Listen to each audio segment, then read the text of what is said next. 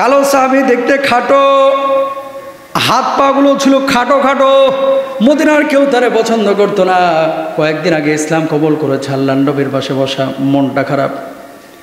নবীজি বলছেন, সাহাবী কেন মনটা খারাপ, কি হয়েছে তোমার? আল্লাহর নবী, সব কাজ করতে পারলাম, কিন্তু আপনার একটি বড় সুন্নাহের কাজ আমি বাস্তবায়ন করতে পারি না, আল্লাহ কি আমার মাফ করবে? আল্লাহর নবী বললেন, কি হয়েছে, কি করতে তুমি পারো নাই? ওগো নবীজি, বিয়েটা আমার উপর আবশ্যক ছিল, কিন্তু মদিনার কেউ তো আমার বিয়ে করতে চায় না, আমি দেখতে কালো, টাকা পয়সা নাই, গরিব মানুষ। আল্লাহর নবী বললেন, তোমার কি সামর্থ্য আছে বিয়ে করার মতো? আল্লাহর নবী, আমার মনটা চায় সুন্নাহ পালনের জন্য, আপনি যেহেতু বিয়ে করেছেন আমারও বিয়ে করতে। আল্লাহর নবী বললেন, মদিনার বুকে ইবনে ওয়াহাব নামের এক লোক আছে, ধন সম্পদ এবং অর্থবিত্ত সব কিছুই আছে, সুন্দরী একটি মেয়েও আছে, তার ঘরের মধ্যে চলে যাও। যাওয়ার পরে বলো, আমি নবী তোমারে পাঠাইছি তার মেয়েটাকে তোমার সঙ্গে বিয়ে দিতে। এবার ওই সাহাবী সাদ আসসালামী জানলাম, ওই সাহাবী মদিনার ইবনে ওয়াহাবের বাড়িতে গেলেন। যাওয়ার পরে সালাম পেশ করার পরে বললেন, আল্লাহর নবী আপনার বাড়িতে আমারে পাঠিয়েছে, আপনার নাকি মেয়ে আছে, সে মেয়ের সঙ্গে আমার বিয়ে দিতে বলেছেন। সঙ্গে সঙ্গে ইবনে ওয়াহাব আগে থেকে যেহেতু তারা চিনত, রেগে গেলেন, চোখগুলো লাল হয়ে গেল। এত বড় সাহস! মদিনার বুকে প্রভাব প্রতিপত্তি নাই, টাকা পয়সা নাই, বাড়ি গাড়ি নাই, তুই আমার মেয়েকে বিয়ে করতে যাচ্ছিস, এত বড় সাহস! এই সাহস কোত্থেকে হয়? সামনে থেকে দূর হয়ে যা। সঙ্গে সঙ্গে সাদ সালামের দূর হয়ে গেলেন, চলে গেলেন। বিয়ের প্রস্তাব যখন গেটের সামনে থেকে দিয়েছেন, ভেতর থেকে ওই ইবনে ওয়াহাবের মেয়ে শুনেছেন। শোনার পরে বললেন, আব্বা আপনি কারে তাড়ায় দিলেন?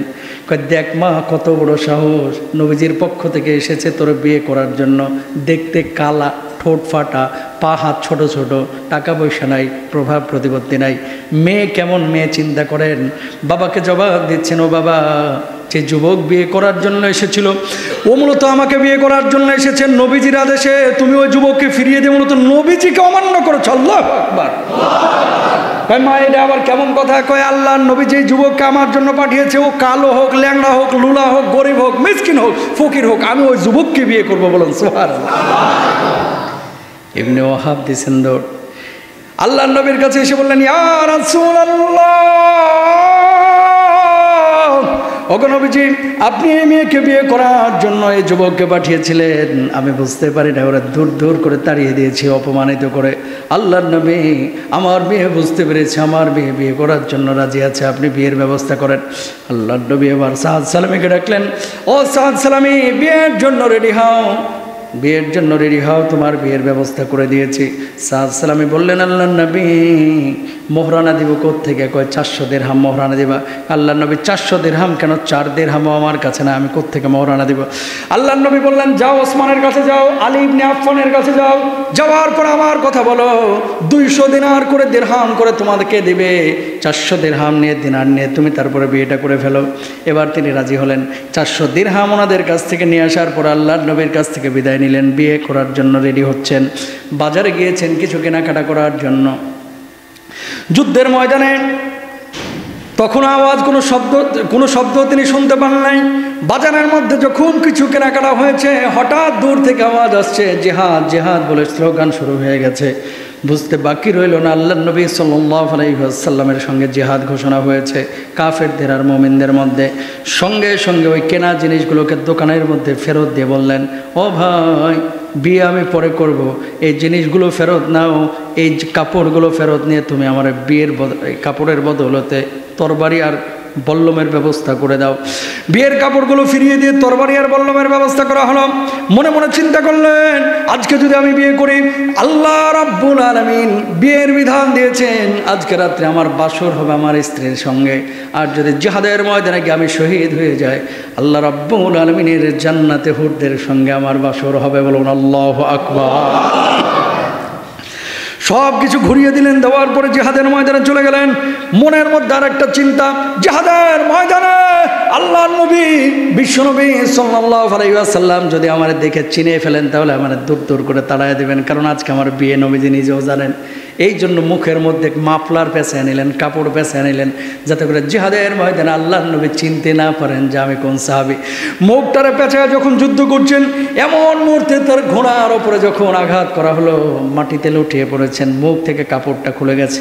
আল্লাহর নবী দেখে চিনে ফেলেছেন, ও সাদ সালামি, তোমার না বিবাহের ব্যবস্থা করেছে, আজকে তোমার বিয়ের কথা ছিল, বাসরের কথা ছিল, কেন জিহাদের ময়দানে?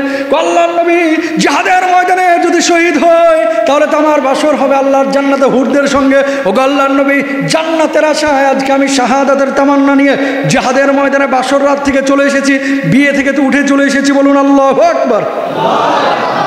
আল্লাহর নবী খুশি হয়ে গেলেন। তখনও শহীদ হন নাই, যুদ্ধ এক পর্যায়ে শেষ হলো। আল্লাহর নবী দেখতে পেলেন অনেক সাহাবীরা শহীদ হয়েছেন, বললেন লাশগুলো একটা একটা করে আমার সামনে হাজির করো। নবীদের সামনে যখন লাশগুলো হাজির করা হলো, 2-3টা লাশের পরে দেখতে পেলেন সাদ সালামের লাশ। আল্লাহর নবীর চোখের মধ্যে পানি, চোখ দিয়ে টপ টপ করে পানি পড়ছে।